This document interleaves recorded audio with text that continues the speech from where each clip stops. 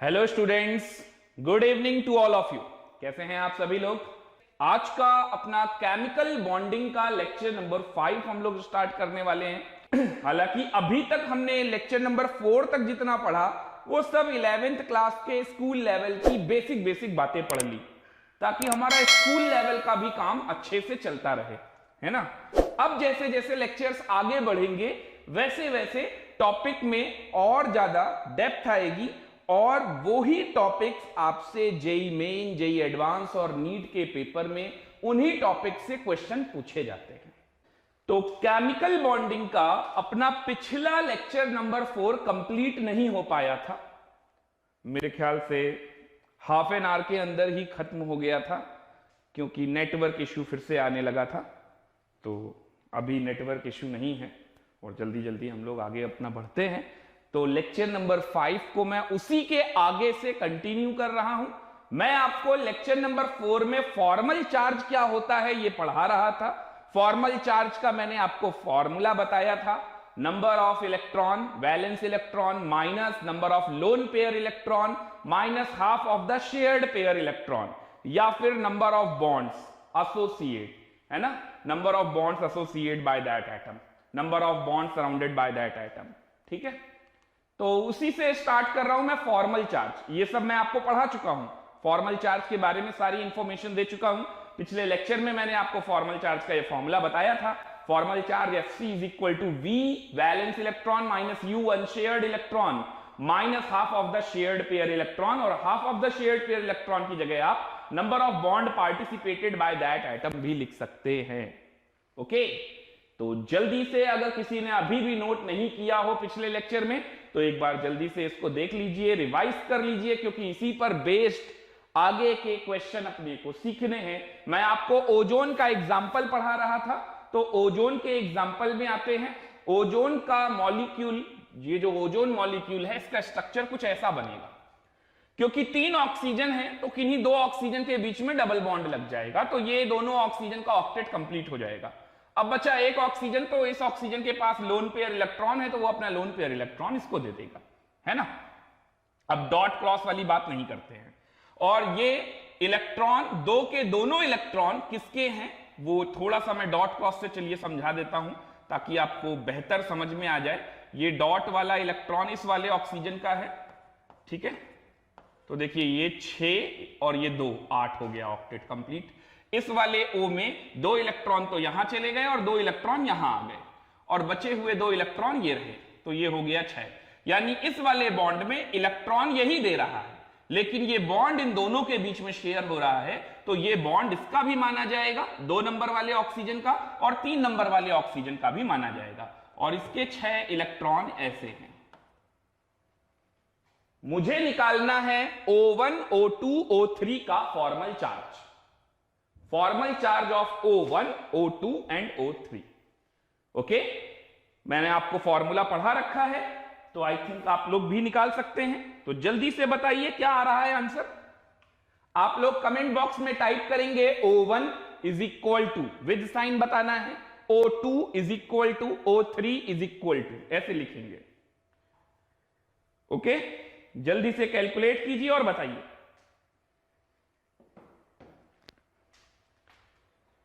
चलिए देखिए, पहला मैं सॉल्व कर देता हूं। फॉर्मल चार्ज ऑफ O1 इस वाले का निकालना है फॉर्मल चार्ज, फिर मैं आपको शॉर्टकट भी सिखाता हूं।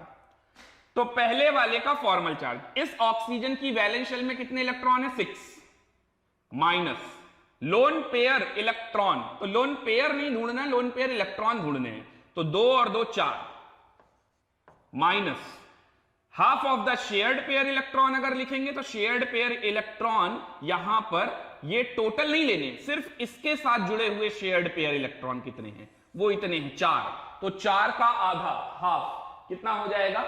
4 का हाफ 2, है ना। या फिर ये कितने बॉन्ड से जुड़ा हुआ है, तो 2 बॉन्ड से जुड़ा हुआ है, तो इसका फॉर्मल चार्ज कितना आ गया? 0। तो फॉर्मल चार्ज ऑफ O1 कितना आया? 0। चलिए 2 नंबर वाले ऑक्सीजन यानी कि सेंट्रल एटम का फॉर्मल चार्ज निकालते हैं। तो सेंट्रल एटम का अगर मैं फॉर्मल चार्ज निकालूं तो मैं कहूंगा यहां पर valence electron 6 minus, lone pair electron अब की बार कितने हैं 2 माइनस, अब की बार ये कितने बॉन्ड से एसोसिएट है, तो देखिए 2 बॉन्ड यहां और 1 बॉन्ड यहां, यानी कि 3 बॉन्ड। अगर मैं half of the shared pair electron करूंगा तो 4 और 2 6, 6 का आधा हाफ 3, ठीक है, तो 6 का हाफ कितना हो जाएगा 3, तो भी वही आएगा, ठीक है। ये कितना आ रहा है +1। चलिए O3 नंबर वाले ऑक्सीजन का मुझे निकालना है फॉर्मल चार्ज, तो वैलेंस इलेक्ट्रॉन हो गए फ्री एटम में 6 माइनस, लोन पेयर इलेक्ट्रॉन 2 2 4 2 6, पूरे पूरे 6 माइनस, कितने बॉन्ड से ये जुड़ा हुआ है एसोसिएट है, तो 1, यानी कि half of the shared pair, तो कितना आया -1। क्लियर हुआ, तो ये हमारा -1 भी आ रहा है। तो 0 +1 एंड -1। अब आप सभी लोग जल्दी से वेरीफाई कीजिए और बताइए क्या आप सभी का आंसर मैच कर रहा है।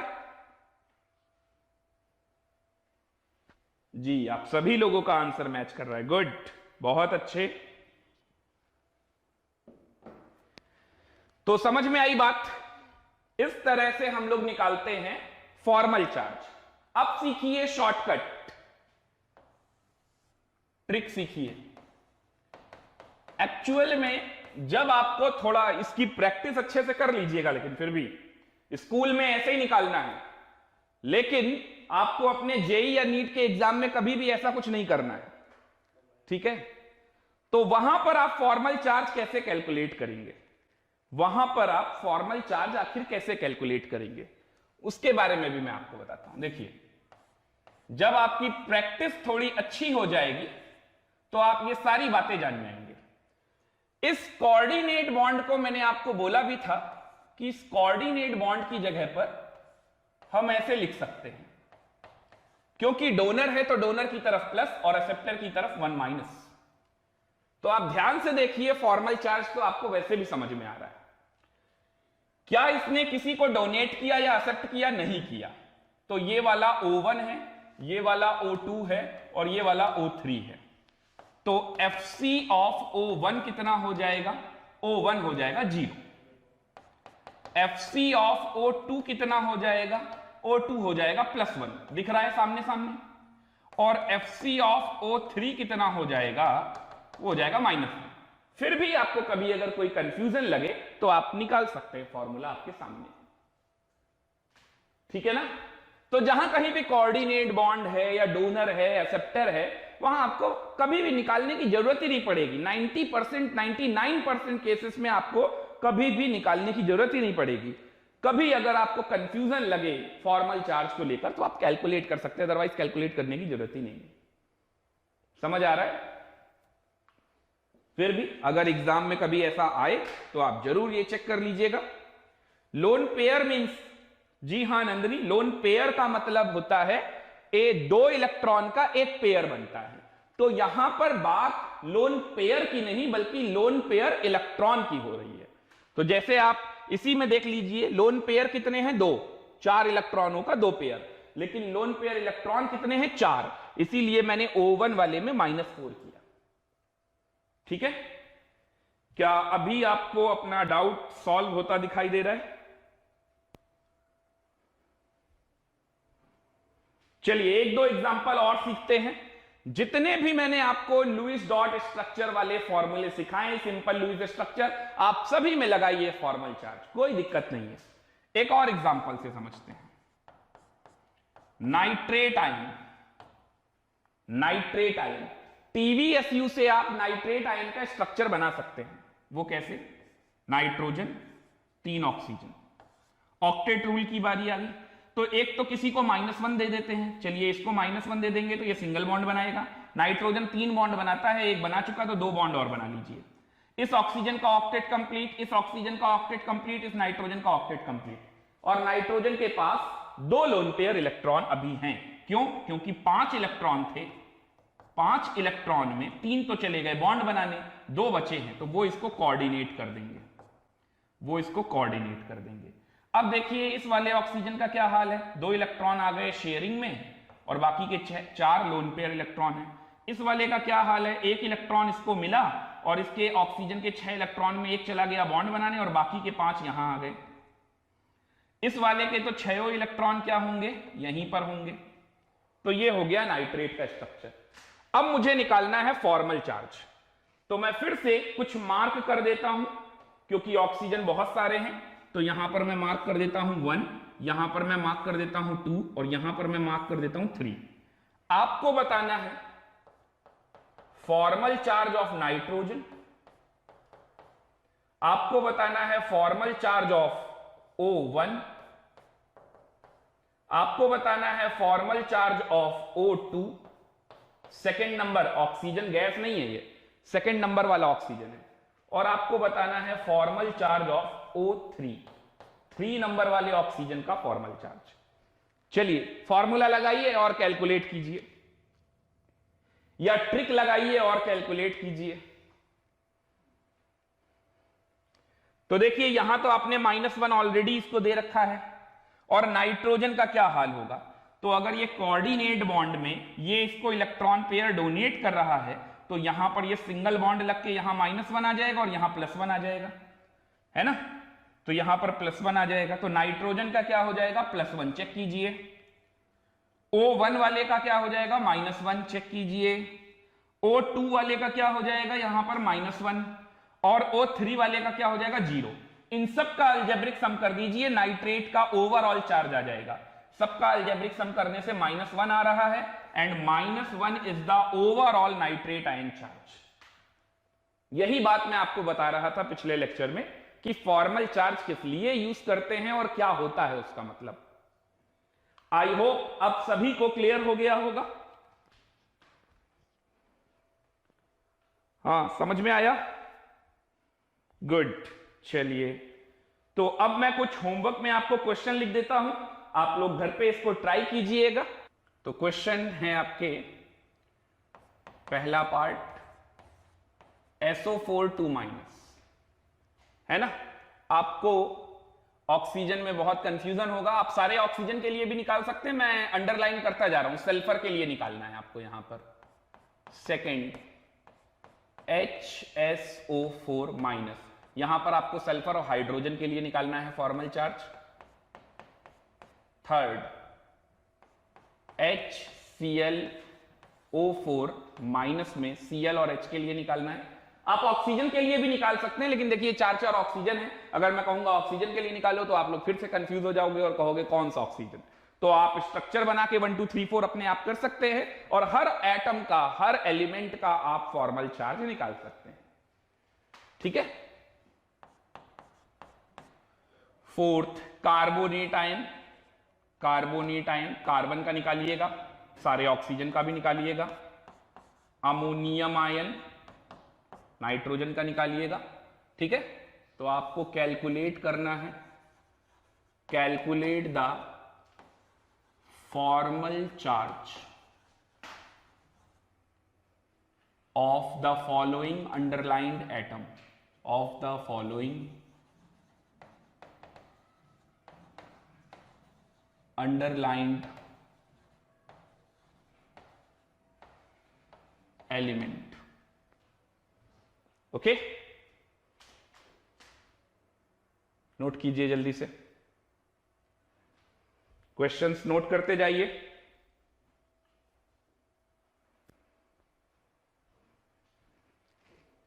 और भी क्वेश्चन दे रहा हूं फॉर्मल चार्ज के,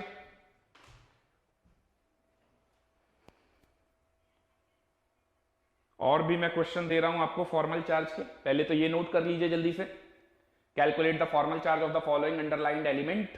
5 पार्ट हैं इसके, ओके। सॉल्व करके भेजते जाइएगा ग्रुप पे, और एक दूसरे से डिस्कस भी करते जाइएगा। और जो क्वेश्चन आप किसी को भी ना आए वो मुझे बताइएगा, वो मैं अगली क्लास में आकर सॉल्व कर दूंगा। चलिए, calculate the formal charge of the bold letter yellow element, bold yellow element, जो येलो कलर से बोल्ड लेटर में लिखा हुआ है, इन सब का भी आपको फॉर्मल चार्ज निकालना है, इन सब का भी आपको फॉर्मल चार्ज निकालना है। इस क्वेश्चन को भी नोट कर लीजिए, बॉक्सेस का कोई मतलब नहीं है, ये लोन पेयर इलेक्ट्रॉन थे और कुछ नहीं, ठीक है। ये सिर्फ यहां पर लोन पेयर इलेक्ट्रॉन थे। ये आपका ये लोन पेयर इलेक्ट्रॉन था, इसको आप लिख लीजिएगा अपने आप, लोन पेयर कितने हैं। अब यही बता दूंगा तो फिर फायदा क्या है ना। यहां पर ये 3 बॉन्ड हैं ऑक्सीजन से जुड़े, या तो हाइड्रोजन हटा देते हैं या फिर यहां पर प्लस लिख लेते हैं। तो मैं एक काम कर रहा हूं, यहां प्लस लिख दे रहा हूं, यहां मेंशन कर लीजिएगा प्लस। चलिए, तो होमवर्क तो अच्छे खासे आपको क्वेश्चंस मिल गए, 5 पार्ट पीछे थे और 3 इधर हो गए, तो टोटल 8 क्वेश्चंस हैं आपके पास फॉर्मल चार्ज कैलकुलेट करने के। ठीक है, इसको कीजिएगा, आपकी अच्छी खासी प्रैक्टिस हो जाएगी फॉर्मल चार्ज को लेकर। चलिए आगे बढ़ते हैं, बट सॉल्व जरूर कर लीजिएगा। हम लोगों ने आयनिक पढ़ लिया, कोवेलेंट पढ़ लिया, एक छोटा सा टॉपिक और पढ़ते हैं, next type of bond, coordinate bond. So what is coordinate bond और इसमें क्या होता है। हालांकि वो जो एरो वाला बॉन्ड है उसी को कोऑर्डिनेट कहते हैं, मैंने आपको पहले ही दिखा दिया। काफी कुछ आपको पता है और कुछ बातें जो आपको नहीं पता है वो मैं और बता देता हूं। तो देखिए, आयनिक बॉन्ड क्या था, जहां पर किन्हीं 2 एलिमेंट के बीच में complete transfer of atom, electron होता था, कंप्लीट ट्रांसफर ऑफ इलेक्ट्रॉन। ठीक है ना, तो एक एलिमेंट इलेक्ट्रोपॉजिटिव होता था, एक इलेक्ट्रोनिगेटिव होता था। वो एलिमेंट जो इलेक्ट्रोपॉजिटिव था वो क्या करता था, अपना इलेक्ट्रॉन हमेशा के लिए दे देता था। This is called ionic bond. ठीक है, कोवेलेंट में क्या हुआ, कोवेलेंट में एलिमेंट्स ने कहा कि भाई हम बराबर बराबर की शेयरिंग करेंगे। तो कोवेलेंट बॉन्ड में क्या हुआ, mutual sharing of electron provided by both atom, mutual sharing of electron provided by both atom. समझ में आ रहा है, तो इससे कोवेलेंट बॉन्ड बने। अब वो कोवेलेंट बॉन्ड 2 इलेक्ट्रॉन की शेयरिंग हो सकती है, 4 की हो सकती है, 6 की हो सकती है, यानी कि सिंगल डबल ट्रिपल बॉन्ड बन सकते हैं। कोऑर्डिनेट में क्या होता है ये जानना है। तो देखिए, कोऑर्डिनेट बॉन्ड में क्या होता है, कोऑर्डिनेट बॉन्ड में भी 2 एलिमेंट्स के बीच में म्यूचुअल शेयरिंग ऑफ इलेक्ट्रॉन होता है, इसीलिए कोऑर्डिनेट को is a type of covalent bond कहते हैं।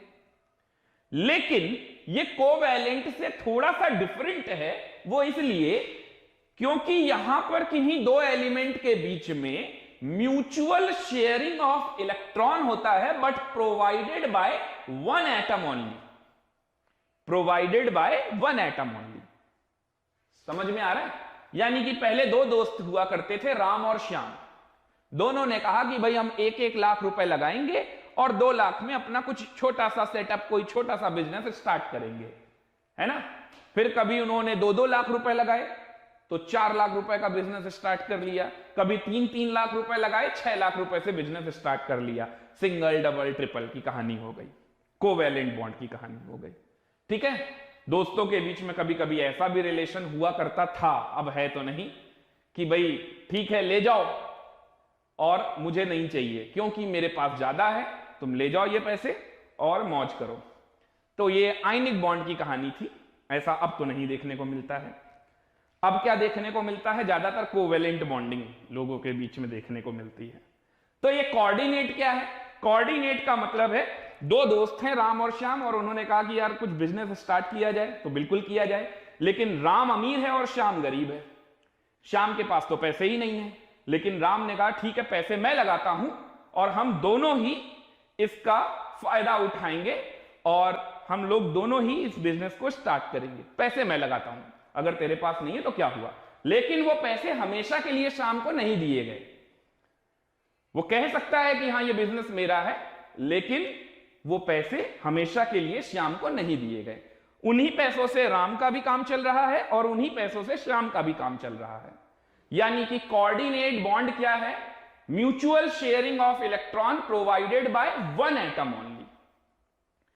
तो अगर ऐसा होगा तो जो डोनर एटम है यानी कि राम है ना, उसके ऊपर क्या आ सकता है, उसके ऊपर क्या आ जाएगा, पॉजिटिव चार्ज। क्यों, क्योंकि वो डोनर है ना, वो इलेक्ट्रॉन प्रोवाइड कर रहा है। और जो एक्सेप्टर एटम है यानी कि श्याम, उसके ऊपर क्या आएगा, नेगेटिव। इसीलिए मैंने बताया था कोऑर्डिनेट बॉन्ड को रिप्रेजेंट कैसे करते हैं, एरो से रिप्रेजेंट करते हैं। और एरो का सब्स्टिट्यूशन क्या है, सिंगल बॉन्ड लगाइए, डोनर की तरफ प्लस और एक्सेप्टर की तरफ माइनस। तो चलिए देखते हैं coordinate bond. Is a covalent bond, is a type of covalent bond, आप लिख लीजिएगा इसको पूरा, is a type of covalent bond, covalent bond in which shared electron pair comes from one atom only is called coordinate bond. Necessary condition for the formation of coordinate bond are octet of donor atom should be complete. सही बात है भाई, हम किसी की मदद कब कर सकते हैं? जब हम खुद स्टेबल हो, तभी तो हम दूसरे की मदद कर पाएंगे। यार ऐसा तो नहीं होगा ना कि मेरे पास तो है नहीं और मैं दूसरा जो थोड़ा बहुत है वो भी मैं दूसरों में बांट दूं, तो ऐसा तो कभी कोई नहीं करेगा।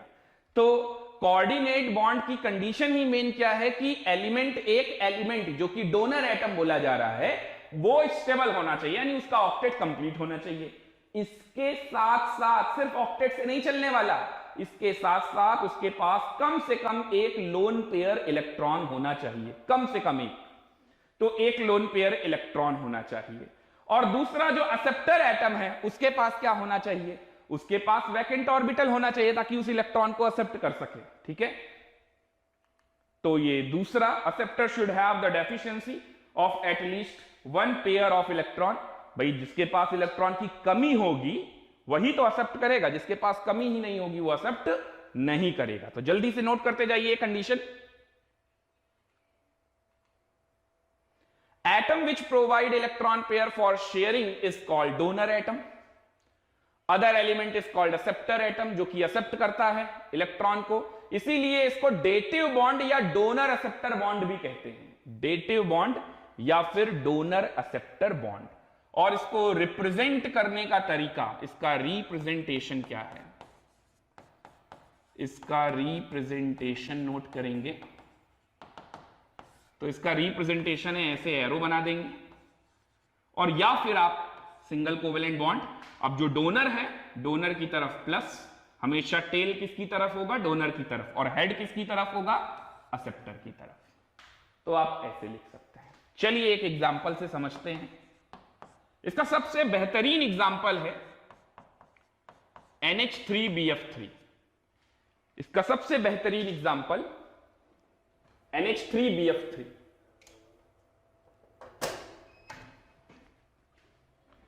अब देखिए NH3 और BF3 में क्या हाल है, तो नाइट्रोजन से जुड़े हुए 3 बॉन्ड ये NH3, और बोरॉन से जुड़े हुए 3 बॉन्ड बोरॉन ट्राइफ्लोराइड ये BF3। तो जरा मैं डॉट और क्रॉस से जरा इलेक्ट्रॉनों को और मेंशन करूं तो ज्यादा समझ में आएगा ये बात। नाइट्रोजन की आउटर मोस्ट शेल में 5 इलेक्ट्रॉन है, एक यहां लग गया, एक यहां लग गया, और 2 इलेक्ट्रॉन बच गए, यानी कि लोन पेयर। हाइड्रोजन का इलेक्ट्रॉन ये, एक ये और एक ये है। ठीक है, तो देखिए नाइट्रोजन का ऑक्टेट कंप्लीट है, 2 4 6 और 2 8 है ना कंप्लीट। हाइड्रोजन का ड्यूप्लेट कंप्लीट है, यानी नाइट्रोजन और hydrogen, ammonia is a stable molecule. अब बोरॉन ट्राइफ्लोराइड को देखिए, तो बोरॉन ट्राइफ्लोराइड में ये बोरॉन का इलेक्ट्रॉन, बोरॉन की आउटर मोस्ट शेल में कितने इलेक्ट्रॉन होंगे? 3, और ऐसे ही फ्लोरीन के भी इलेक्ट्रॉन आ जाएंगे, तो फ्लोरीन के इलेक्ट्रॉन ये हैं। ठीक है, और 7 इलेक्ट्रॉन होते हैं फ्लोरीन की आउटर मोस्ट शेल में, तो 6 तो यहां पर रह गए, यानी कि लोन पेयर इलेक्ट्रॉन, और एक इधर आ गया, ऐसा ही सब में। तो ध्यान से देखिए, बोरॉन की आउटर मोस्ट शेल में सिर्फ 3 इलेक्ट्रॉन है, तो 3 शेयरिंग से आ गए, कितने हो गए? 6।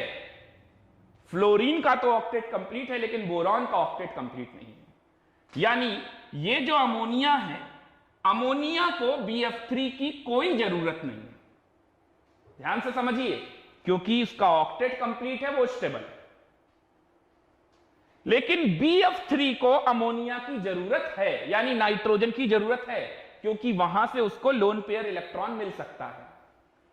और अगर नाइट्रोजन अपना लोन पेयर इलेक्ट्रॉन को लोन पेयर की तरह ना यूज करके, बल्कि उसको शेयर्ड पेयर में ले आए, ऐसे कोऑर्डिनेट बॉन्ड, अब ये नाइट्रोजन का इलेक्ट्रॉन पेयर काम पे लग गया, यानी बॉन्ड बनाने में लग गया, तो इसको लोन पेयर नहीं कहेंगे। लोन पेयर किसे कहेंगे? वो इलेक्ट्रॉन पेयर जो कि बॉन्ड बनाने में पार्टिसिपेट ना करता हो, उसी को लोन पेयर कहते हैं। The electron pair which is not participate in the bond formation is called lone pair. ठीक है, तो अब ये जो नाइट्रोजन और बोरॉन के बीच में जो बॉन्डिंग है उसी को कोऑर्डिनेट बॉन्ड कहते हैं, क्योंकि यहां पर नाइट्रोजन हमारा डोनर एटम है और बोरॉन एक्सेप्टर एटम है। नाइट्रोजन का ऑक्टेट कंप्लीट है और उसके पास कम से कम एक लोन पेयर इलेक्ट्रॉन भी है, तो वो अपना लोन पेयर इलेक्ट्रॉन शेयर कर रहा है, लेकिन उसको बोरॉन को हमेशा के लिए नहीं दे रहा। अगर हमेशा के लिए दे देगा तो यह आयनिक की कैटेगरी में चला जाएगा।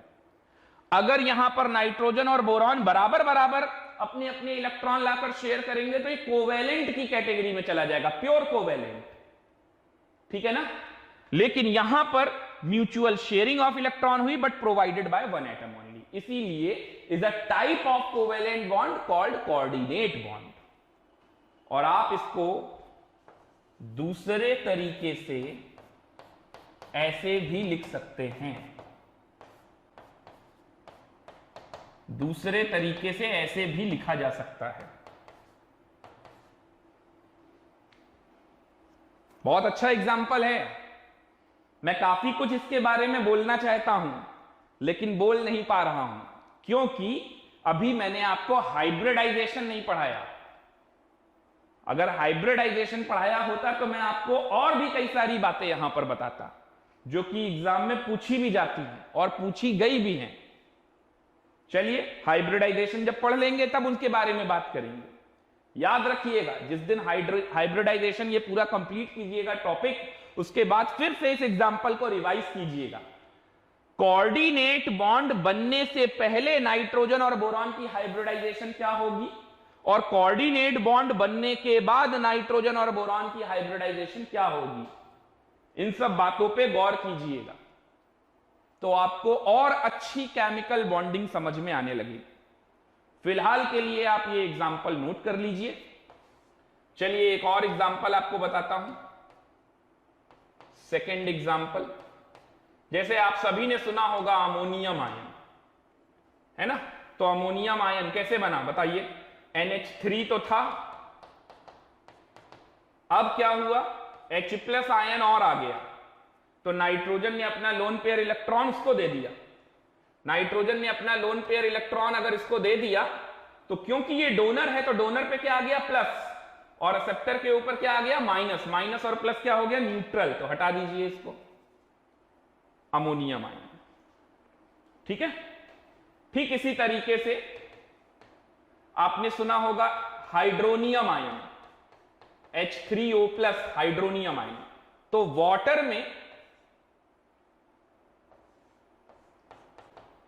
में इस तरह से होगा H2O और फिर से इसके पास एक H+ आयन आ गया होगा, तो उस H+ आयन को इसने अपना कोऑर्डिनेट बॉन्ड के थ्रू इलेक्ट्रॉन पेयर दे दिया, तो उसका प्लस गायब हो गया और यहां पर प्लस आ गया और ये प्लस माइनस से हो गया न्यूट्रल।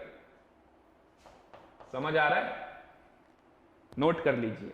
अभी मैं शेप के बारे में कोई बात नहीं कर रहा हूं, स्ट्रक्चर के बारे में कोई बात नहीं, सिर्फ स्ट्रक्चर बना रहा हूं बॉन्ड से, है ना, लेकिन उसका शेप कैसा होगा और कैसा नहीं होगा। कुछ लोग सोच रहे होंगे कि सर हमने तो कहीं कहीं पढ़ा था टेट्राहेड्रल होता है, पिरामिडल होता है, आप तो ऐसा कुछ भी नहीं बता रहे हैं। ऐसा इसलिए नहीं बता रहे हैं क्योंकि अभी मैंने VBT नहीं स्टार्ट किया, अभी मैंने हाइब्रिडाइजेशन आपको नहीं पढ़ाया। जिस दिन हाइब्रिडाइजेशन हम लोग पढ़ने लगेंगे तब हम लोग ऐसे नहीं बनाएंगे। अभी अगर आप मेरे से पूछोगे तो मैं मीथेन ऐसे भी बनाने के लिए तैयार हूं, लेकिन इसका मतलब ये नहीं कि 90 डिग्री होता है, क्योंकि मैं आपको अभी बिल्कुल बेसिक लेवल पे जाके पढ़ा रहा हूं। जिस दिन हम हाइब्रिडाइजेशन पढ़ लेंगे उसके बाद से ये किसी को बनाने की इजाजत नहीं है कि ऐसे बनाएंगे। फिर इसका शेप होता है टेट्राहेड्रल, तो हम टेट्राहेड्रल की ही तरह बनाएंगे। समझ में आ रहा है? चलिए नोट कीजिए जल्दी से, यहां तक सभी लोग नोट करेंगे।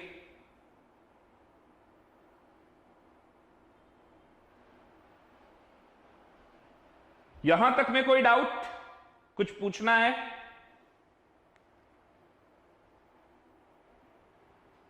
यहां तक किसी को कोई डाउट, कुछ पूछना है क्या? जल्दी से देखिए और बताइए।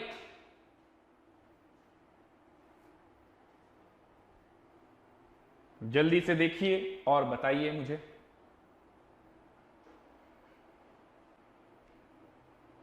नोटेड, ओके, चलिए, नो डाउट।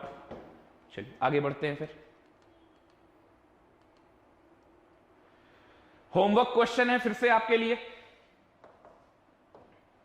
ये मैं आपको होमवर्क में दे रहा हूं। यहां पर कुछ पार्ट दिए गए हैं, ABCDEFGHIJ, जे तक दिए हैं।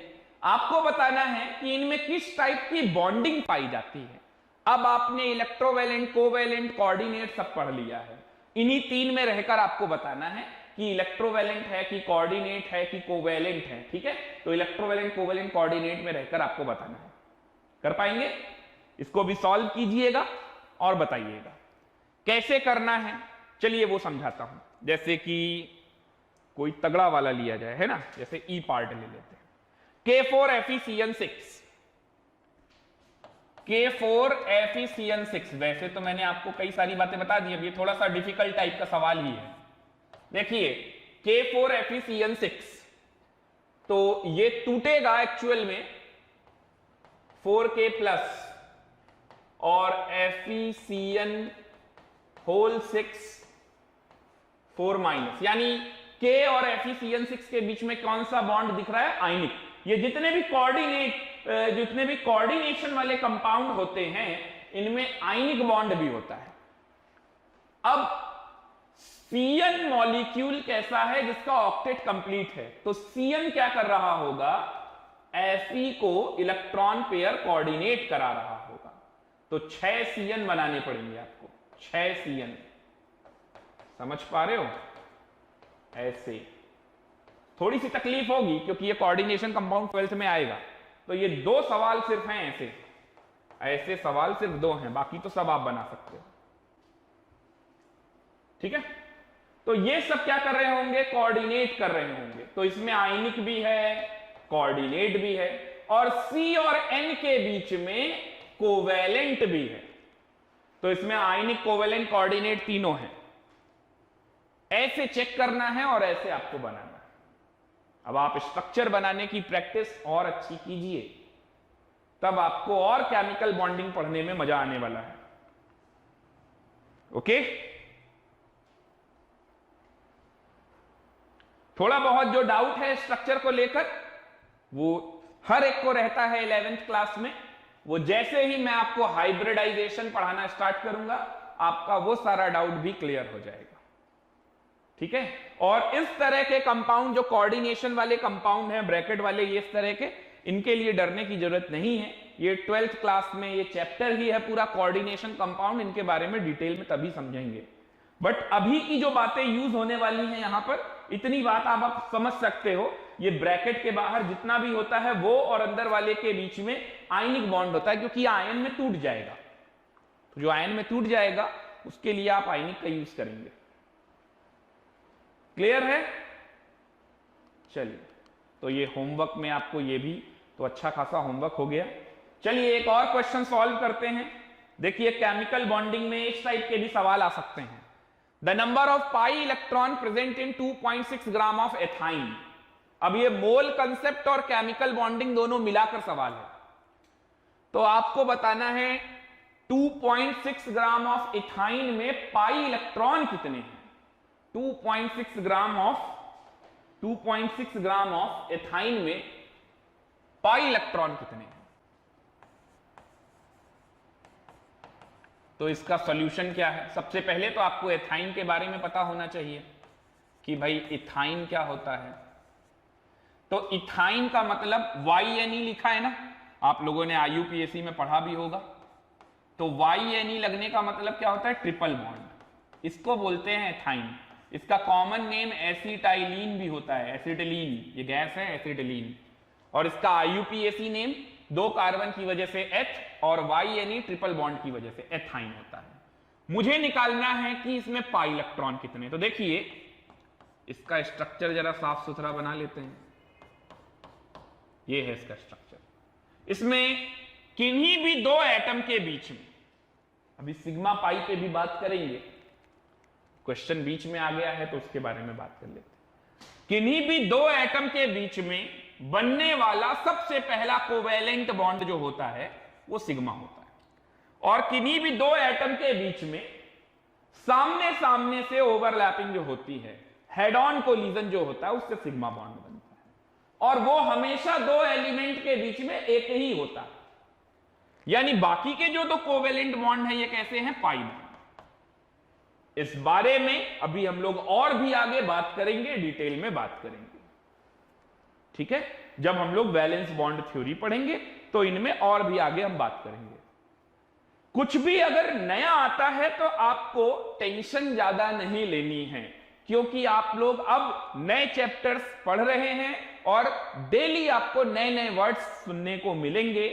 कई वर्ड्स ऐसे भी होंगे जो आपने पहले नहीं सुने हैं और लेक्चर में जब आपको पढ़ाया जा रहा है तब तक भी आपको नहीं मालूम है, तो वो एक दो लेक्चर आगे पीछे आपको ये पता चल जाएगा, ठीक है।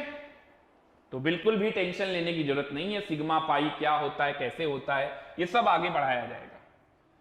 तो कहने का मतलब है कि यहां पर तो ये सिग्मा और ये दो पाई। अच्छा देखिए, यहां पर फिर से दो एटम है और इनके बीच में बनने वाला बॉन्ड सिग्मा बॉन्ड, इन दोनों के बीच में बनने वाला बॉन्ड सिग्मा बॉन्ड, यानी मुझे पाई बॉन्ड देखना है। तो पाई बॉन्ड कितने हैं? दो। पाई बॉन्ड कितने हैं? दो। नंबर ऑफ पाई बॉन्ड कितने हैं? दो। तो नंबर ऑफ पाई बॉन्ड निकालना है कि पाई इलेक्ट्रॉन? तो पाई इलेक्ट्रॉन निकालना है। तो पाई इलेक्ट्रॉन कितने हो जाएंगे? उसका डबल, क्योंकि एक बॉन्ड में दो इलेक्ट्रॉन है, तो ये हो गए चार। चार हो गए। तो भाई इसके एक मॉलिक्यूल में कितने पाई इलेक्ट्रॉन है? चार। One molecule of ethyne, one molecule of ethyne में चार पाई इलेक्ट्रॉन है। अब आप निकाल लीजिए मॉलिक्यूल कितने हैं, इतना तो मोल कॉन्सेप्ट आता ही है। तो इसका मोलर मास कितना है? 26, यानी कि मोल कितने हो गए? तो मोल हो गए 2.6 अपॉन 26, यानी कि 0.1। तो मॉलिक्यूल कितने हो गए? मॉलिक्यूल हो गए 0.1 इंटू Na, और एक मॉलिक्यूल में चार इलेक्ट्रॉन है, तो total number of pi electron कितना हो गया? बहुत बेसिक तरीके से मैं आपको सिखा रहा हूं, क्योंकि ये आपने पाई बॉन्ड के बारे में अभी सुना नहीं है। The total number of pi electron कितने हो गए? 0.4 Na। 0.1 Na में 4 का मल्टीप्लाई, 0.4 Na। Na की वैल्यू आप ओपन करके आंसर बता सकते हैं, अदरवाइज 0.4 Na ही रहने दीजिए। समझ आया? बिल्कुल सही, नमन का आंसर बिल्कुल सही है, 0.4 Na। चलिए, अच्छा हुआ, खुशी मिलती है जब आप लोग आंसर देने लगते हैं। मैं बेकार में डर रहा था कि आपको ये सब नहीं आ रहा होगा, तो आप सबको ये सब बातें समझ में आ रही हैं, तो मेरे लिए भी बहुत अच्छा है, आपके लिए तो अच्छा है ही है। जल्दी से नोट कीजिए, अगर कोई डाउट हो तो पूछिएगा। सिग्मा पाई को लेकर अगर कोई डाउट है तो कुछ मत पूछिएगा, वो आपको अभी आगे के एक दो लेक्चर अभी आप और पढ़ेंगे तो आपको सिग्मा पाई को लेकर सारी बातें, सारी उलझनें आपकी सॉल्व हो जाएंगी। Okay, the most polar bond, बताइए इन चारों में से सबसे ज्यादा पोलर बॉन्ड कौन सा है? ABCD ढूंढिए। अगला सवाल है ये, the most polar bond, the most polar bond is, कौन है इनमें से मोस्ट पोलर बॉन्ड? जल्दी से ढूंढिए और बताइए मुझे। पोलर, पोलर का मतलब पोलैरिटी से है, और पोलैरिटी कहां से आती है? इलेक्ट्रोनिगेटिविटी डिफरेंस से आती है। यानी कि जहां पर दो एलिमेंट्स के बीच का इलेक्ट्रोनिगेटिविटी डिफरेंस सबसे ज्यादा होगा वहां पर पोलैरिटी सबसे ज्यादा होगी और वो सबसे ज्यादा पोलर होगा। The correct answer is, the correct answer is, कौन है सबसे ज्यादा पोलर? बिल्कुल सही है, आंसर सी करेक्ट होगा। क्योंकि देखिए लीस्ट इलेक्ट्रोनिगेटिव कौन है? आयोडीन, ये लीस्ट इलेक्ट्रोनिगेटिव है। और फ्लोरीन कैसा है? Most electronegative. इन सब में से भी और पूरी पीरियोडिक टेबल में भी बताया था ना 4, इसकी 4 वैल्यू होती है। और आयोडीन की कितनी बताई थी? FONCl ISC 2.5। तो ये सबसे पोलर बॉन्ड है। ओके, चलिए आगे बढ़ते हैं। अब अपने को सीखना है Fazan rule. Most important topic है ये, नीट में भी आता है, जेई मेन में भी आता है, और नीट और जेई मेन में ही सबसे ज्यादा आता है, उन्हीं के लिए सबसे ज्यादा इंपॉर्टेंट है, जेई मेन के लिए भी और नीट के लिए भी। तो फजान रूल क्या है, ये अपने को जानना है, ये अपने को पढ़ना है। अरे यहां तक तो कोई दिक्कत नहीं है ना, यहां तक पीछे जितना मैंने आपको बताया, जितने क्वेश्चन लगवाए, इनमें किसी में तो कोई डाउट नहीं है। तो नया टॉपिक स्टार्ट कर रहे हैं, फजान रूल। ये कोई फजान भाई नहीं है, फजान रूल जरूर है। तो फजान रूल क्या है, देखिए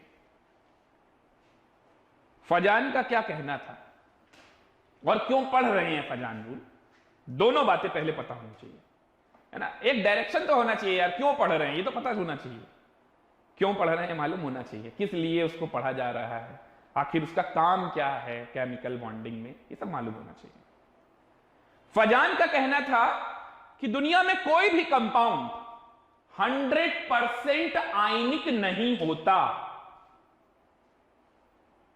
ठीक इसी तरह से दुनिया में कोई भी कंपाउंड 100% कोवैलेंट भी नहीं है, यानी हमें कोई भी ऐसा कंपाउंड नहीं मिल सकता जो 100% आयनिक हो या 100% कोवैलेंट हो।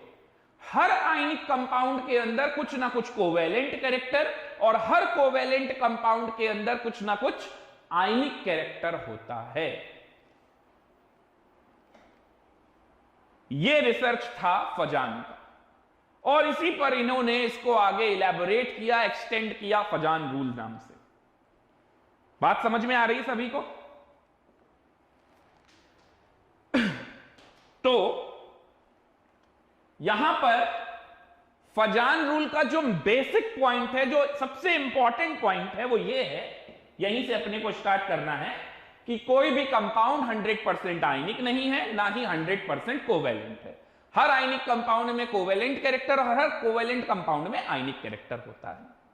ठीक है, इसको बहुत गलत तरह से भी पढ़ाया जाता है, और उस तरीके से अगर आप सीखेंगे तो आप पूरे लाइफ में कंफ्यूज रहेंगे। इसलिए मैं जितना बता रहा हूं और जैसे बता रहा हूं, सिर्फ आपको वैसे ही पढ़ना है और उतना ही पढ़ना है, इसके अलावा कुछ दिमाग एक्स्ट्रा लगाने की जरूरत नहीं है। तो भाई ठीक है, ये बात तो समझ में आई। तो हम फजान रूल में यहां पर क्यों पढ़ रहे हैं और कैसे क्या इसका यूज होगा, फजान रूल से हमें क्या सीखने को मिलेगा। तो हम फजान रूल से कोवैलेंट कैरेक्टर को डिफाइन करेंगे। कोवैलेंट कैरेक्टर को क्या हम कैलकुलेट करेंगे? बिल्कुल नहीं। कोवैलेंट कैरेक्टर को हम क्वालिटेटिवली डिफाइन करेंगे। क्वालिटेटिवली किसे कहते हैं डिफाइन करना? जैसे NaF, NaCl, NaBr, NaI नाम के 4 सॉल्ट मिल गए, 4 कंपाउंड मिल गए। अब मुझे यह जानना है कि इनमें से कोवैलेंट कैरेक्टर किसका ज्यादा है, किसका कम है, किसका कोवैलेंट कैरेक्टर ज्यादा है और किसका कोवैलेंट कैरेक्टर कम है। तो हम फजान रूल से कोवैलेंट कैरेक्टर को डिफाइन करेंगे क्वालिटेटिवली, यानी कोई न्यूमेरिकल वैल्यू नहीं लाने वाले हैं, हम सिर्फ कंपेयर करके बताने वाले हैं क्वालिटेटिवली कि किसका कोवैलेंट कैरेक्टर ज्यादा होगा और किसका कोवैलेंट कैरेक्टर कम होगा, on the basis of polarization. अब ये पोलराइजेशन क्या है, चलिए इसको सीखते हैं। जैसे देखिए, ये एक अपने पास केटायन है, इसको मैं यहां पर मेंशन कर दे रहा हूं। ये किसी केटायन को रिप्रेजेंट किया जा रहा है और ये किसी एनायन को रिप्रेजेंट किया जा रहा है। ठीक है, जब ये केटायन और एनायन एक दूसरे की तरफ अप्रोच कर रहे होंगे, जब ये केटायन और एनायन एक दूसरे की तरफ अप्रोच कर रहे होंगे, तो क्या होगा? जब ये केटायन और एनायन एक दूसरे की तरफ अप्रोच कर रहे होंगे तो केटायन एनायन को पोलराइज करेगा। ये पोलराइज क्या होता है?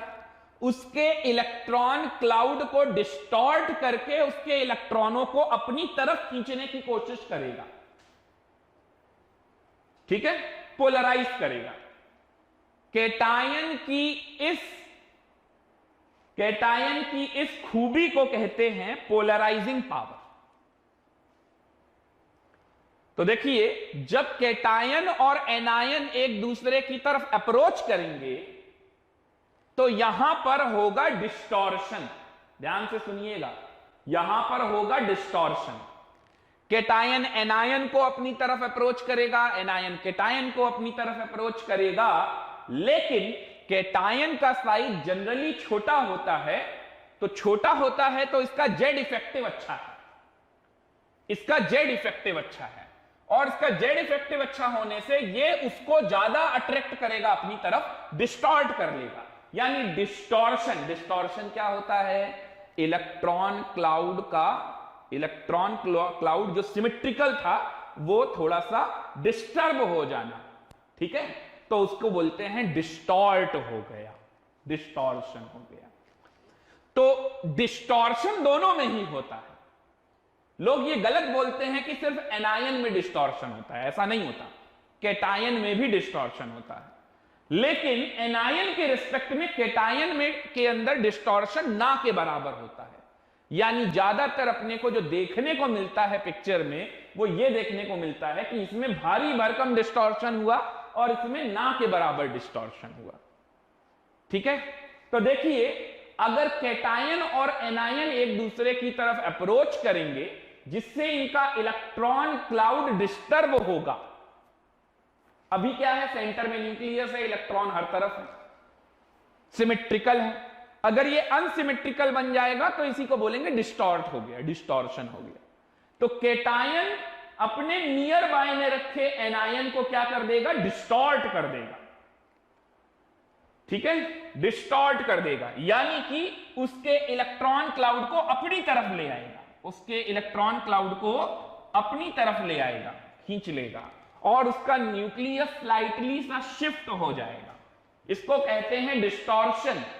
यहां पर देखिए लिखा भी हुआ है polarized anion, polarization. This complete phenomena is called polarization. This complete phenomena is called polarization. Cation की वो एबिलिटी जो कि अपने नियर बाय में रखे एनायन को डिस्टॉर्ट करा दे is called polarising power. Anion की वो एबिलिटी जो खुद डिस्टॉर्ट हो रहा है नियर बाय केटायन से इज कॉल्ड पोलराइजिबिलिटी। यानी पोलराइजेशन जो बनता है वो पोलराइजिंग पावर और पोलराइजिबिलिटी से बनता है। Polarizing power is used for cation and polarizability is used for anion, और इन दोनों से मिलकर होता है पोलराइजेशन बनता है। क्या आपको पोलराइजिंग पावर का मतलब समझ में आया? पोलराइजिबिलिटी का मतलब समझ में आया? पोलराइजेशन का मतलब समझ में आया? Distortion of electron cloud when cation and anion approaches to each other. This complete phenomena is called polarization. Clear हुआ? जल्दी से स्क्रीनशॉट लीजिए और ये घर पे बना लीजिएगा। चाहे तो अभी भी ड्रॉ कर सकते हैं, सिंपल सा डायग्राम है, आपको बहुत ज्यादा डिजाइन बनाने की जरूरत नहीं है। ये डेल नेगेटिव वही पार्शियल चार्ज है और ये डेल पॉजिटिव। चलिए आगे बढ़ते हैं। तो मेन पॉइंट्स क्या हैं अब ये लिखते जाइएगा। जो मैंने बताया वही सारे पॉइंट हैं। Neither any bond is 100% ionic nor 100% covalent to each other. Mixed character होता है। In any ionic bond, covalent character is determined with the help of Fajan rule. It gives qualitative idea for covalent character. ठीक है, और जो मैंने बताया आपको cation anion एक दूसरे की तरफ अप्रोच करेंगे तो क्या होगा? पोलराइजेशन होगा, और पोलराइजेशन की वजह से क्या होगा? Distortion of electron cloud. और केटायन अपने नियर बाय में एनायन को क्या करेगा? डिस्टॉर्ट। ठीक है, इसको डिस्टॉर्शन, डिफॉर्मेशन ये भी कहा जाता है। जल्दी से नोट करते जाइए सारे पॉइंट्स। अगर आपको लग रहा है लिख नहीं पा रहे हैं तो आप स्क्रीनशॉट लेते जाइए। और बाद में लिखिएगा। क्लियर हो रहा है? चलिए आगे बढ़ते हैं। Polarization is directly proportional to covalent character. Most important, polarization is directly proportional to covalent character, यानी जितना ज्यादा पोलराइजेशन उतना ज्यादा कोवेलेंट कैरेक्टर। अब सुनिए ध्यान से, बात यह है कि लोग इसमें अपना एक्स्ट्रा दिमाग लगाने लगते हैं। मैंने बताया polarization is directly proportional to covalent character, लोगों ने समझना चालू कर दिया, अच्छा कोवेलेंट कैरेक्टर ज्यादा तो आयनिक कैरेक्टर कम, यानी कि वो किसको कंपेयर करने लग गए? आयनिक को कोवेलेंट से। जबकि कंपेयर किसको करना है? किसी एक कंपाउंड के कोवेलेंट कैरेक्टर को दूसरे कंपाउंड के कोवेलेंट कैरेक्टर से। ध्यान दीजिएगा, ये बात थोड़ा सा कंफ्यूजिंग होती है, जल्दी से लोगों को समझ में नहीं आती है, और जब नहीं समझ में आती है इसीलिए वो पूरे टाइम फजान रूल में कंफ्यूज रहते हैं। मैंने आपको शुरुआत में एक एग्जांपल बताया कि हम यहां पर क्वालिटेटिवली डिफाइन करेंगे covalent character, NaF, NaCl, NaBr, NaI, इन सब में ये सभी आयनिक कंपाउंड है। और अगर आयनिक कंपाउंड है तो इनका आयनिक कैरेक्टर ही ज्यादा होगा ना भाई। इसके लिए फजान रूल पढ़ने की जरूरत है क्या? बिल्कुल नहीं। तो अगर ये सभी आयनिक कंपाउंड हैं तो इनका आयनिक कैरेक्टर ही ज्यादा होगा। तो आप उसके आयनिक कैरेक्टर को कोवेलेंट कैरेक्टर से कैसे कंपेयर करने लग गए? ऑब्वियस सी बात है कि अगर आयनिक कंपाउंड है तो उसमें थोड़ा बहुत कोवेलेंट कैरेक्टर होगा। आयनिक कंपाउंड है तो आयनिक कैरेक्टर ही ज्यादा होगा। मान लीजिए अगर मैं बोलूं HCl के बारे में, अरे तो HCl कोवेलेंट कंपाउंड है तो कोवेलेंट कैरेक्टर ही ज्यादा होगा, आयनिक कैरेक्टर थोड़ा बहुत कम होगा। तो आपको आयनिक कैरेक्टर को कोवेलेंट कैरेक्टर से नहीं कंपेयर करना, आपको किसी एक कंपाउंड, किसी एक मॉलिक्यूल के कोवेलेंट कैरेक्टर से दूसरे मॉलिक्यूल के कोवेलेंट कैरेक्टर को डिफाइन करना है। यही सबसे बड़ी प्रॉब्लम है फजान रूल को समझने में, जो स्टूडेंट स्टार्टिंग से नहीं समझता है, इसलिए कंफ्यूज रहता है। यह बात आप ध्यान रखिएगा। तो इसका मतलब अगर polarization is directly proportional to covalent character, और पोलराइजेशन किसके डायरेक्टली प्रोपोर्शनल और होता है? Polarizing power for cation and polarizability for anion. यानी कि अगर पोलराइजिंग पावर बढ़ जाए, पोलराइजिबिलिटी बढ़ जाए, तो कोवेलेंट कैरेक्टर भी बढ़ जाएगा। तो अपने को यह देखना है कि कौन कौन से फैक्टर हैं जो इफेक्ट करते हैं कोवेलेंट कैरेक्टर को, यानी कि पोलराइजेशन को। तो अब इसमें समझेंगे। तो पोलराइजिंग पावर के बारे में एक बार जल्दी से आप लोग नोट कर लीजिए। The ability of cation to polarize a nearby anion is called polarising power of cation. Polarizing power of cation, ठीक है। छोटा सा डायग्राम भी बना लीजिएगा। एक ये जो कैटायन है ये अपने नियर बाय में रखे एनायन को डिस्टॉर्ट करता है, तो ये अपने नियर बाय में रखे एनायन को डिस्टॉर्ट करता है। वही डिस्टॉर्शन वाला है ना, del positive del negative, distort करता है। This is called polarising power. और एनायन के लिए क्या चलेगा? पोलराइजिबिलिटी। तो वो पोलराइजिबिलिटी भी नोट कर लीजिए। The ability of anion to get polarized by the cation is called polarizability. Polarization of anion causes some sharing of electron between the ion, so ionic bond acquires some covalent character. इसीलिए आता ही है covalent character। तो polarizing power हो गया और polarizability हो गया। अब हम देखने वाले हैं कौन कौन से फैक्टर्स हैं जो अफेक्ट करते हैं पोलराइजेशन को। तो पोलराइजेशन को अफेक्ट करने वाले कौन कौन से फैक्टर्स हैं? फैक्टर्स अफेक्टिंग पोलराइजेशन, हेडिंग डालेंगे फैक्टर्स अफेक्टिंग पोलराइजेशन। अगर पोलराइजेशन को अफेक्ट करेंगे तो polarization is directly proportional to covalent character, यानी कि वो कोवेलेंट कैरेक्टर को भी अफेक्ट करेंगे। चलिए आते हैं जल्दी से। सबसे पहला फैक्टर है size of cation. Size of cation कैसे इफेक्ट करता है? तो देखिए यहां पर सबसे पहले कैटायन की बात करेंगे तो पोलराइजिंग पावर के लिए होगा।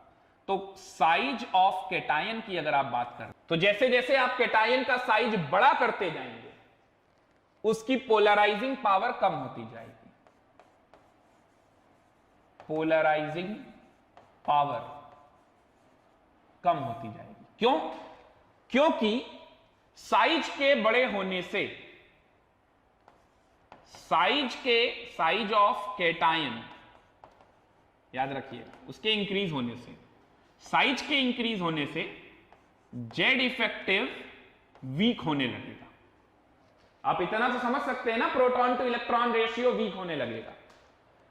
ठीक है, तो ऐसा अगर होगा तो साइज जिसका बड़ा होगा उसके अपने वैलेंस इलेक्ट्रॉन नहीं संभल रहे होंगे उसके न्यूक्लियस से, वो दूसरे के इलेक्ट्रॉनों को कैसे अपनी तरफ अट्रैक्ट करेगा। तो इससे क्या होने वाला है कि पोलराइजिंग पावर डिक्रीज हो जाएगी। और अगर पोलराइजिंग पावर डिक्रीज हो गई तो पोलराइजेशन भी क्या हो जाएगा, पोलराइजेशन ये भी क्या होगा, डिक्रीज। तो पोलराइजेशन भी डिक्रीज हो जाएगा। और इससे कोवेलेंट कैरेक्टर पे क्या फर्क पड़ेगा, तो वो कोवेलेंट कैरेक्टर भी क्या हो जाएगा, डिक्रीज हो जाएगा। बात समझ में आ गई? जैसे इसके ऊपर मैं आपको एक एग्जांपल बताता हूं, साइज के ऊपर। जैसे मान लीजिए NaCl, LiCl, KCl, RbCl, CsCl, ये सब है। इन सब में ध्यान से देखिए, एनायन इज कॉमन, क्योंकि सवाल जब क्वालिटेटिवली पूछा जाता है तो अगर कैटायन पे पूछेगा तो एनायन सेम रखेगा, एनायन पे पूछेगा तो कैटायन सेम रखेगा, ये सब मिलेगा आपको। एनायन सेम है, तो इनमें से अगर मैं कैटायन देखूं तो Na plus, Li plus, K plus, Rb plus, Cs plus. अब देखिए इन सबका चार्ज भी सेम है, +1। तो साइज किसका बड़ा है? सबसे बड़ा साइज किसका है? सीजियम का। सबसे छोटा साइज किसका है? लिथियम का। सबसे छोटा साइज होगा कैटायन का, तो पोलराइजिंग पावर ज्यादा, पोलराइजिंग पावर ज्यादा तो कोवेलेंट कैरेक्टर भी ज्यादा। यानी कि इन सभी में अगर मुझे कोवेलेंट कैरेक्टर डिफाइन करना है तो कोवेलेंट कैरेक्टर का ऑर्डर क्या होगा? सबसे ज्यादा LiCl, उसके बाद NaCl, उसके बाद KCl। यहां मैं आयनिक नहीं कंपेयर कर रहा हूं, ये सभी आयनिक ही कंपाउंड है, इसमें कोवेलेंट कैरेक्टर बहुत ज्यादा होता है। ठीक है, तो ये कोवेलेंट कैरेक्टर कंपेयर कर रहा हूं। तो LiCl, NaCl, KCl, then RbCl, then CsCl। तो ये हो गया हमारा order of covalent character, order of covalent character. समझ आ रहा है? चलिए नोट कीजिए जल्दी से, ऐसे कंपेयर करते हैं। तो ये था हमारा पहला फैक्टर, साइज ऑफ कैटायन। अब बात करते हैं चार्ज ऑफ कैटायन की। चार्ज ऑफ कैटायन, तो देखिए चार्ज जितना ज्यादा होगा उतना ज्यादा पोलराइजिंग पावर, पोलराइजिंग पावर क्यों लिख रहा हूं? क्योंकि कैटायन है, पोलराइजिंग पावर, और उतना ज्यादा पोलराइजेशन, तो उतना ही ज्यादा कोवेलेंट कैरेक्टर। समझ में आ रहा है ना? सब एक दूसरे से लिंकअप है, रटना नहीं है। तो चार्ज के डायरेक्टली प्रोपोर्शनल, यानी जितना ज्यादा चार्ज उतना ज्यादा कोवेलेंट कैरेक्टर। चलिए इस पे भी एक एग्जांपल हो जाए, इस पे भी एक एग्जांपल हो जाए। जैसे कि NaCl, MgCl2। फिर से देखिए, मैं कैटायन पे सवाल ले रहा हूं तो एनायन क्या होगा? Common, NaCl, MgCl2, AlCl3, SiCl4। ठीक है, अब ये ABCD लिख लेता हूं मैं इसको, ऐसे ही सवाल मिलेंगे। अब अगर मैं यहां पर देखूं तो Na प्लस, Mg पे 2 प्लस, Al पे 3 प्लस और Si पे 4 प्लस आएगा। चार्ज, ऑक्सीडेशन स्टेट, ये सभी एक ही पीरियड के हैं, थर्ड पीरियड के एलिमेंट हैं, सोडियम, मैग्नीशियम, एल्यूमिनियम, सिलिकॉन। यानी कि इनका एक ही शेल के हैं, एक ही पीरियड के हैं, तो इनका साइज अप्रोक्सीमेटली मैं कह सकता हूं सेम होगा। साइज में बहुत बड़ा अंतर नहीं है। हालांकि अंतर होता है, आगे जाने पर सेल श्रिंक होती है तो साइज डिक्रीज होता है, लेकिन वो ना के बराबर है, क्योंकि यहां पर मेजर फैक्टर कौन है? चार्ज। तो उस पे देखना है, इसलिए साइज पे नहीं देख रहे हैं, बात कर रहे हैं। तो एक ही शेल के हैं तो उनका ऑलमोस्ट सेम साइज होगा, तो चार्ज पे बात करते हैं। तो सबसे ज्यादा चार्ज किसमें दिखाई दे रहा है? सिलिकॉन पे। बाकी एनायन तो कॉमन है, तो उसका कोवेलेंट कैरेक्टर सबसे ज्यादा होगा और इसका कोवेलेंट कैरेक्टर सबसे कम होगा। अब आप इसको ऐसे लिंक कर सकते हैं कि लेफ्ट टू राइट जब हम आगे जाएंगे तो नॉन मेटल्स मिलेंगे, और नॉन मेटल्स अगर मिलेंगे तो वो उनका कोवेलेंट कैरेक्टर ही ज्यादा होगा। और ये तो मेटल है, मैग्नीशियम मेटल है, इनका क्या है? इनका आयनिक कैरेक्टर ज्यादा होगा, इसलिए ये आयनिक कंपाउंड है तो आयनिक कैरेक्टर ज्यादा है, तो कोवेलेंट कैरेक्टर क्या है? कम। लेकिन हम यहां पर कोवेलेंट कैरेक्टर को कंपेयर करने के लिए बैठे हैं, यानी कि सबसे कम कोवेलेंट कैरेक्टर, उससे ज्यादा, उससे ज्यादा और सबसे ज्यादा, यानी ABCD का ऑर्डर आ जाएगा। सबसे कम A, then B, then C, then D। ये क्या है? Order of covalent character, order of covalent character. Note कीजिए जल्दी से। तो ये था चार्ज ऑन कैटायन। तो जहां जहां कैटायन रहेगा वहां वहां पर हमें क्या बात करनी होगी? पोलराइजिंग पावर की, and polarizing power is directly proportional to polarization and is directly proportional to covalent character.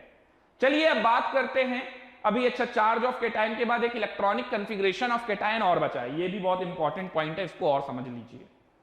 Electronic configuration ये क्या होता है? तो देखिए, इलेक्ट्रॉनिक कॉन्फ़िगरेशन, अपने को 3 टाइप के इलेक्ट्रॉनिक कॉन्फ़िगरेशन सीखने हैं। 3 type: pseudo inert configuration, non inert configuration, पूरा लिख लीजिएगा कॉन्फ़िगरेशन, और inert configuration. Inert configuration, inert configuration आप सभी जानते हैं, जिसके पास 8 इलेक्ट्रॉन होगा। स्यूडो इनर्ट कॉन्फ़िगरेशन का मतलब जिसके पास 18 इलेक्ट्रॉन होगा, उसको बोलते हैं स्यूडो इनर्ट कॉन्फ़िगरेशन। और नॉन इनर्ट बाकी के, और यहां पर भी आपको 20 इलेक्ट्रॉन वाला लेना है, उससे कंपेयर करना है। अब ये 18, 20, 8 इलेक्ट्रॉन क्या है? जैसे मैं आपको इनर्ट से बताता हूं, क्योंकि ये बात आपको ज्यादा समझ में आती है। NH2 NP6, तो बताइए 8 इलेक्ट्रॉन हो गए कि नहीं? ठीक इसी तरह से NH2 NP6 ND10, तो कितना हो गया? 18 हुआ ना।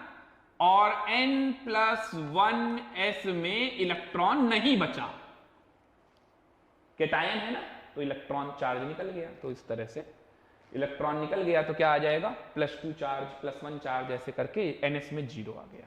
या आप इस बात को ऐसे लिख लीजिए कि भाई हमें कैसे पता चलेगा NS N+1, या आप इसको ऐसे लिख लीजिए N-1s2 N-1p6 N-1d10, और बाहर का NS क्या हो गया? 0। क्या कोई एग्जाम्पल है? बिल्कुल है, बहुत सारे हैं। ये बताइए Cu+ क्या होता था? कॉपर 29, 4s1 3d10, Cu+ में क्या हो जाएगा? 4s0 3d10। तो 3d10 अगर है और 4s0 है तो 3d10 है, तो उसके पीछे जाओ 3p6 और 3s2 भी है, यानी कितने हैं? 18 इलेक्ट्रॉन है वैलेंस शेल में, क्योंकि 4s तो 0 हो गया। Cu+, Ag+, है ना, Au+, Zn2+, zinc 30, 30, 4s2 3d10, तो 2 इलेक्ट्रॉन निकल गए, तो 4s0 3d10। तो ये बोले जाते हैं स्यूडो इनर्ट कॉन्फ़िगरेशन। अभी मैंने आपको ऑड इलेक्ट्रॉन वाले में बताया भी था, ऑक्टेट रूल के एक्सेप्शन में, कि ये इलेक्ट्रॉन स्यूडो इनर्ट कॉन्फ़िगरेशन के बारे में। नॉन इनर्ट के बारे में जान लेते हैं। तो नॉन इनर्ट में बिल्कुल वैसा ही चलेगा। नॉन इनर्ट में कैसा चलेगा? 2 इलेक्ट्रॉन इसमें और ज्यादा है, तो 2 इलेक्ट्रॉन और ज्यादा है, यानी कि यही वाला चलेगा 18, और ये N+1s2। तो चाहे ऐसे लिखिए या ऐसे लिखिए, कोई फर्क नहीं पड़ता। NH2 NP6 ND10 N+1s2, बस ऐसे, या फिर आप ऐसे लिख लीजिए N-1H2 N-1P6 N-1D10, है ना, पेनल्टी मेड शेल में तो 18 हो गया और आउटर मोस्ट शेल वाले में NH2, तो ये 20 इलेक्ट्रॉन हो गया। इसका कोई एग्जांपल बताता हूं मैं आपको, देखिए Pb2+ लीजिए, कार्बन फैमिली का है लेड, तो NH2Np2 होगा और +2 लेने से 2 इलेक्ट्रॉन कहां से चले जाएंगे, Np से, तो ये NH2 हो गया। अब अगर ये NH2 है तो N-1H2 N-1P6 N-1D10, D होगा या नहीं होगा, अरे लास्ट एलिमेंट लेना है, पक्का होगा। बोरॉन फैमिली में आइए, ये तो कार्बन फैमिली था, इससे पहले वाला बोरॉन फैमिली। बोरॉन फैमिली में नीचे है थैलियम, Tl+1 लगाइए। बोरॉन फैमिली का जनरल इलेक्ट्रॉनिक कंफिग्रेशन NH2Np1, अगर आप एक इलेक्ट्रॉन निकाल देंगे तो कहां से निकालेंगे, Np से, तो यानी NH2 बना रहेगा। ठीक है, तो इस तरह के एग्जाम्पल ये कहलाते हैं, और इनको तो आप अच्छे से जानते हैं, ये सब तो आपके मतलब साथी हैं। Na+, ये इनर्ट कंफिग्रेशन हो गया, Na+, है ना, Mg2+, Al3+, ये सब। तो मैं क्या बता रहा था कि ये तो कंफिग्रेशन मैंने बताया, अब मुझे बताना यह है कि covalent character pseudo inert configuration में सबसे ज्यादा और इनर्ट कंफिग्रेशन में सबसे कम, तो मिड में आ जाएगा नॉन इनर्ट कंफिग्रेशन। तो कभी अगर कंपैरिजन हो किसी डी ब्लॉक के एलिमेंट वाले से और किसी एस या पी ब्लॉक के एलिमेंट वाले से, तो याद रखना डी ब्लॉक वाला एलिमेंट उसका कोवेलेंट कैरेक्टर ज्यादा होगा, फिर और कोई साइज या चार्ज का फंडा ना लगाना। तो मैं आपको यह बता रहा था कि स्यूडो इनर्ट कॉन्फ़िगरेशन का सबसे ज्यादा होगा कोवेलेंट कैरेक्टर, उसके बाद नॉन इनर्ट कॉन्फ़िगरेशन 20 इलेक्ट्रॉन वाला नॉन इनर्ट, कौन सा वाला, 20 इलेक्ट्रॉन वाला नॉन इनर्ट कॉन्फ़िगरेशन, और सबसे कम इनर्ट कॉन्फ़िगरेशन 8 इलेक्ट्रॉन वाला। यह है ऑर्डर ऑफ कोवेलेंट कैरेक्टर, इसलिए हमने यह पढ़ा इलेक्ट्रॉनिक कॉन्फ़िगरेशन।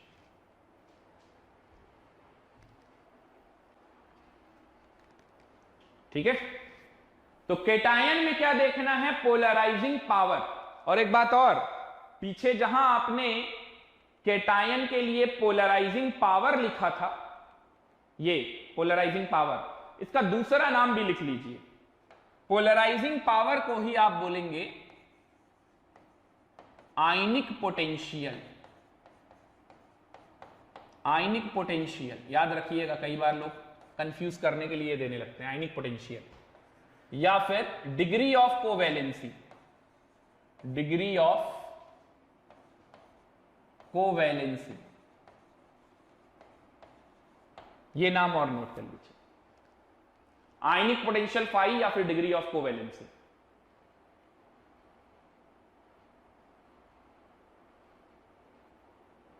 ठीक है, तो ये था हमारा inert configuration, non inert configuration, pseudo inert configuration.